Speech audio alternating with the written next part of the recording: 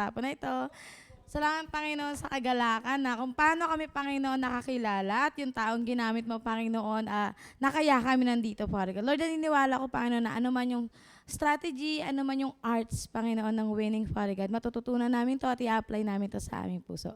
Manguna ka, in Jesus' name, Amen. So, ang galing ng mga sagot nyo. Ako nga inisip ko rin paano nga ba ako nakarating dito sa church? So, yun, in-invite ako, gawa project, yung pala cell group. Yan, doon din nag-start yun. Effective ba? Effective kasi nandito ako di ba? Tsaka effective siya kasi nilagay niya kagad ako sa ministry na gusto ko, which is yung dancing. Effective talaga yung mga ganyan ministry na yan nagtatagal. Ayan, sige, ang ating lesson for today's po ay the art of winning. So, ang ating biblical foundation ay Proverbs. Wait lang po, naglalag. Ayan, Proverbs 11 verse 30b. Pabasa nga po. Yan. And he who wins souls is wise. So, sabi nga, isa sa mga pinakakilalang tao sa Bible. Sabi nga, one of the greatest men of the history, ayan, na ginamit ng Panginoon pagdating sa art of winning was Apostle Paul. Kilala niyo si Paul?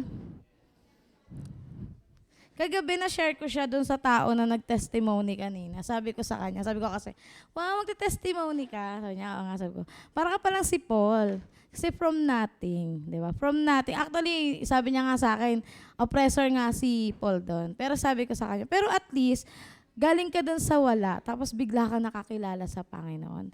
Tapos si Paul, ganun din siya. Ginamit siya ng Panginoon. Mula siya sa, ayoko sa Lord. Ayan. Pero dumating sa point na siya pala, yung ginamit ng Panginoon pagdating sa winning ng so, sabi nga, hinayaan ng Panginoon na masulat niya yung 13 books sa New Testament. Alam niyo ba kung ano yon?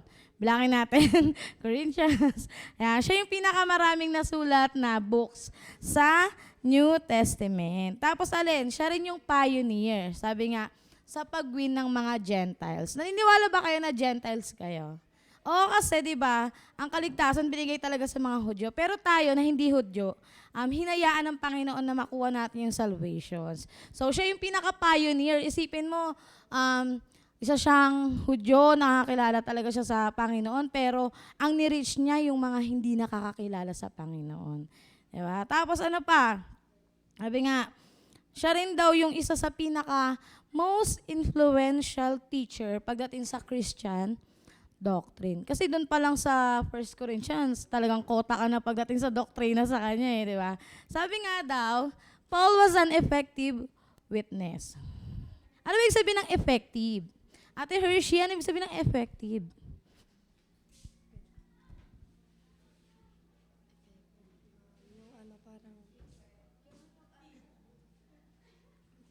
Ay, kasi nga, pala si Ate Hershey. Yung ano po, yung parang, yung effect sa'yo, yung ano po, yung parang, umaano sa effective yung explain. Sige, tutulungan siya ng kanyang kapatid. Hindi kaya kapatid. Ano ibig sabihin sa'yo ng effective? Yung pag sinampal ka, masakit, effective yun.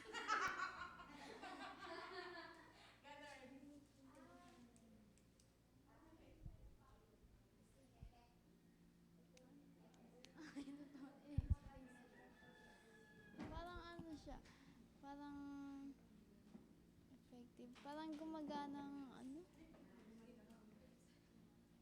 Sige, ganito. Tutulungan natin si ate. Sige, tulungan mo. Sinabi ko lang epektibo Ibig sabihin ng effective? Hindi talaga isip pa. Nag-iisip siya. Yung parang pag may decolor kang labahan, lagyan mo ng chlorine, effective yun. Ayan, di ba? Yung nakakahawa. Ayan, nakakahawa pag effective, di ba? Sabi nga, it happens when the message that comes that comes out of our mouths carries the same anointing and power as the words that came from Jesus. So, magiging epektibo lang daw tayong mga leaders. Sabi nga, isa sa mga art of winning is yung kailangan effective ka. Si Paul ganun siya, di ba? So, kung ano yung sinasabi mo, sabihin may anointing and power yon na galing kay Jesus Christ. Isa sa mga character na meron si Paul, kapag nagpipreach siya, hindi siya pwedeng walang nawiwin. Ayan. So, sabi nga, di ba? Sabi din dito, ayan. Sabi diyan sa 1 Corinthians 9:16, babasa po.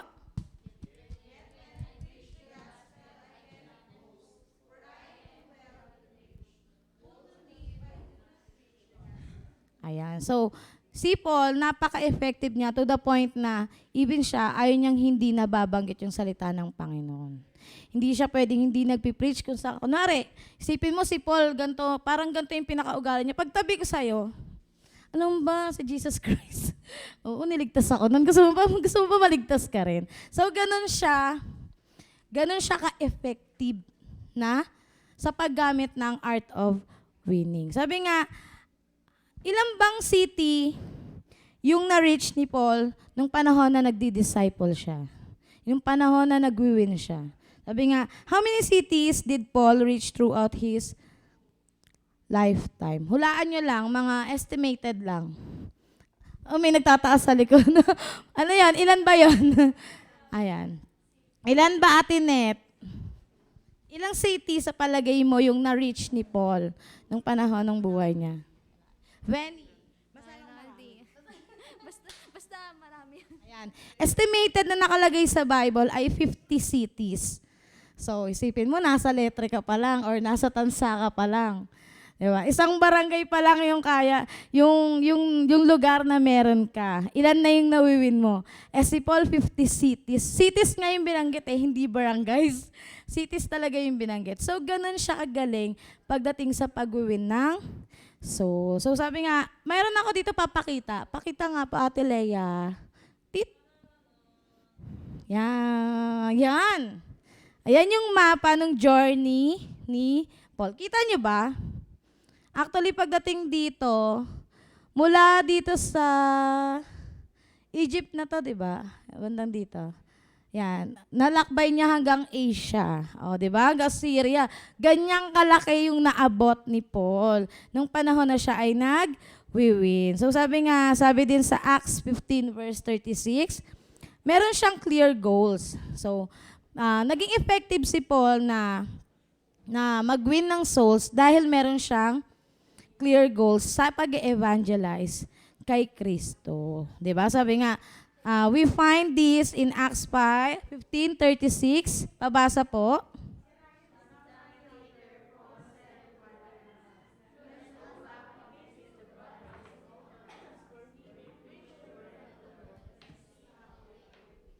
Ayan. So, yun yung panahon na si Paul, tsaka inutusan ni Paul si Barnabas na balikan yung mga lugar na napuntahan na ni Paul. So, sabi nga, isa sa art of winning is yung maging effective ka. Pangalawa, he saw it as a privilege, not a burden. 1 Corinthians 9:17. Ang tagal. Ayan. Sige nga, Ate Dang, sa mga disciple na meron ka, nakikita mo ba sila na burden?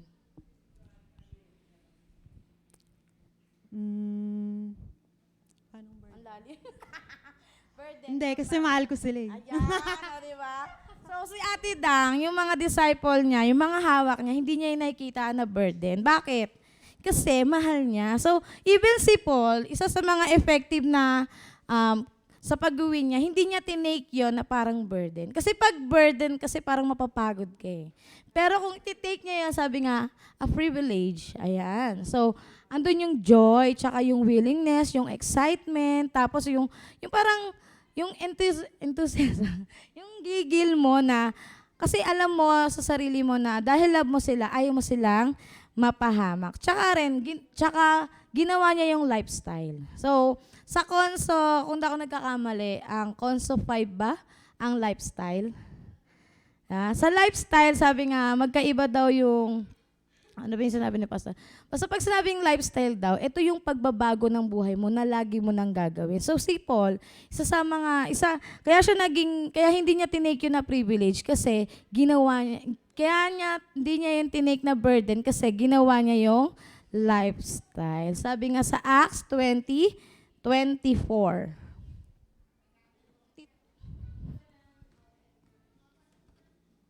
Ayan, pabasa po uli.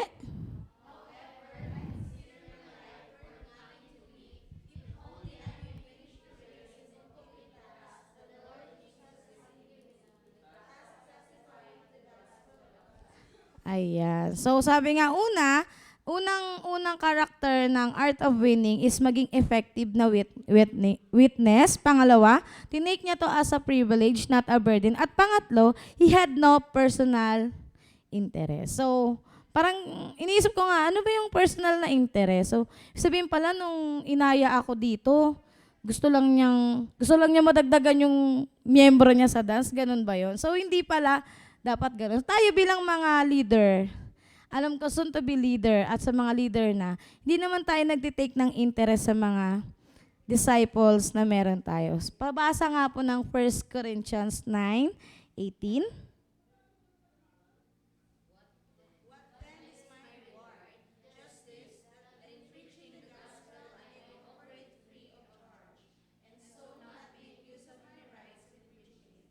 Ate Net, bakit mo ba sila mahal? Kasi once lost din naman ako. 'Di ba? And minsan, pag ikaw yung mas pinupul ng Lord, ibig sabihin, may malaking allowance para sa'yo na ibigay para sa iba. Yon. Pinul ka muna niya bago ka magbigay sa iba. Yon. May sahod ka ba, Tinet? Wala. So, tayo bilang mga anak ng Panginoon, wala naman tayong sahod eh.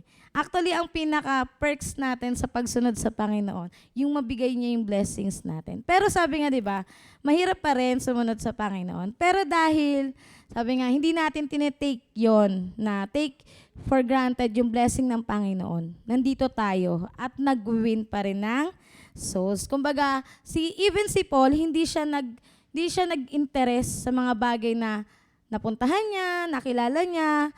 Tutusin, si Paul ay mayaman. Sabi, ang pagkakalong sa story ni Paul, siya ay mayaman, pero umalis siya sa yaman na meron siya. Tapos nung time na nag-win siya, nagtatrabaho siya para mabuhay siya. Kumbaga, hindi siya umasa sa mga taong makikilala niya, mawiwin niya, mayaman man yon o hindi. Kasi ang mga tao. Pang-apat sa Oh, may feedback. Ulit natin yan. Pang-apat. Wala. Meron nga. Ano ba yan? Gusto ko yan. Oh, meron talaga. Hindi niya sinabi, may kakambal ako dito. Ay, umuulit talaga. Ay. Hindi ba mawawala yan? Si Josim. Yung ano mo, naglolo ko na. Pinapakailaman ni Leia. Gusto ko yan. Kaya pang-apat tayo. Kasi nakakaloka yung mic eh. Oo, umuulit talaga siya. Hindi siya nagsasawa. Kaya Josim, paging po. Kaya Josim.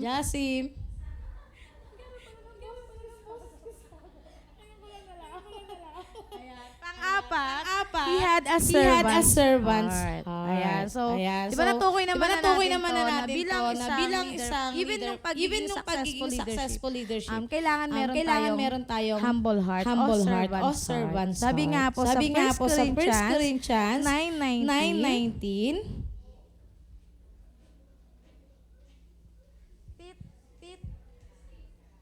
Ayan. Pabasa po.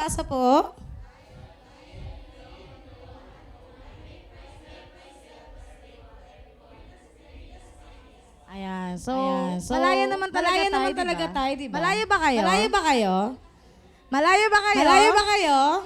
Kasi may sumusun. Sumunod kayo. Malaya ba kayo? Ayan, so tayo, malaya tayo. Kasi bakit? We are free from slave, tsaka we are free from sins. Pero sabi nga, diba, si Paul, nakaka-distract siya. Okay lang, last naman na to eh.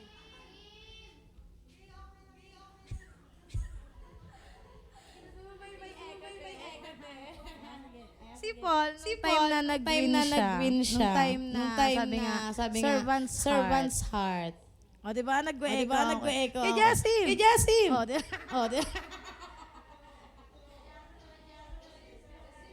Sim. Oh.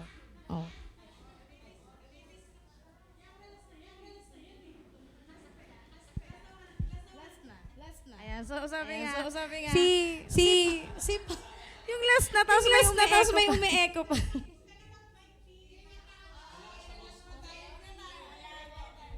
Check. Wala na. Okay. Kasi naka-record siya pag hindi siya nag-mic, mag-ano sa record. Oh. Ayan, sabi nga, diba, si Paul, nagkaroon siya ng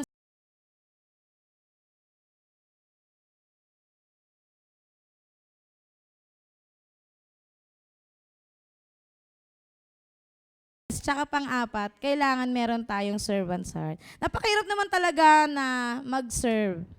Kasi parang feel mo sarili, ako actually sa bahay namin, kapag naglilinis ako ng bahay, inasikaso ko, inisip ko, ano ba yan, Lord? Katulong ba ako dito? Walang akong sahod. So, napakahirap mag-serve. Pero dahil mahal natin ang mag-win, mahal natin si Jesus Christ, nandun yung heart natin sa pag-win. So, isa pala sa mga art of winning is yung magkaroon ka ng servant's heart. Sabi nga, di ba? And even si Paul, ginaid siya ng Holy Spirit.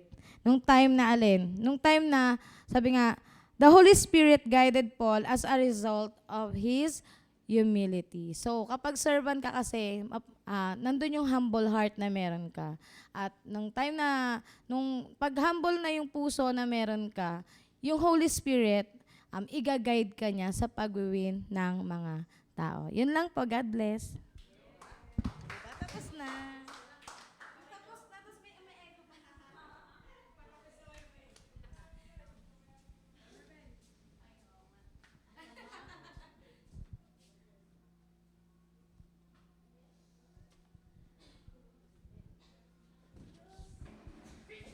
Hello. Ayan. Get one and pass. Get one and pass. Ayan. Binigyan kayo ng bookmark. Bible? Hindi. Wala tayong budget for laminate. Meron na lang. Wow. Kung gusto nyo dalawa, pwede. Gusto nyo dyan. Yeah, ano po yung gagawin natin? Pwede tayong mag-group per network o kaya per friends. Yan.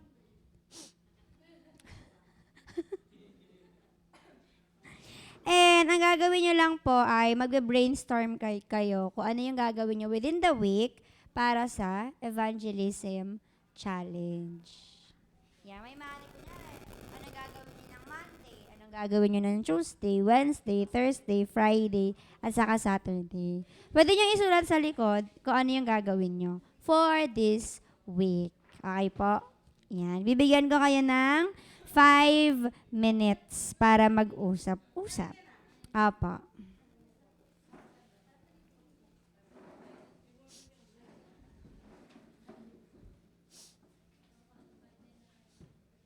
Hanap kayo ng inyong kagrupo.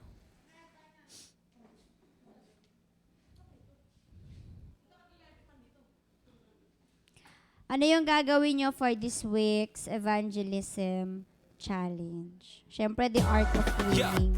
So, ano yung gagawin nyo ng Monday? Ano yung gagawin nyo ng Tuesday para mag-win ng souls? Pwede kayo mag-share. Kunyari, kung ano yung ginawa sa inyo nang nag-share sa inyo, pwede nyo rin gawin. Ganon. Okay.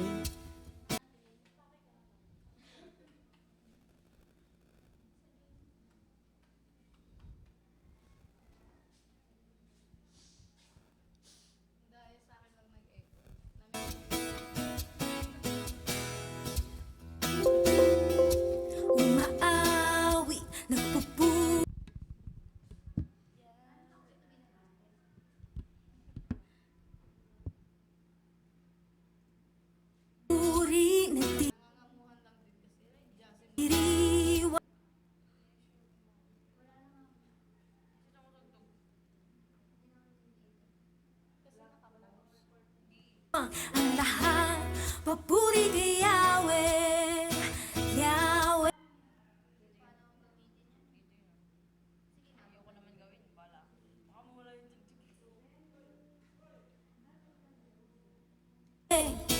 Yahweh. Check. Check. Check. Lumalapit.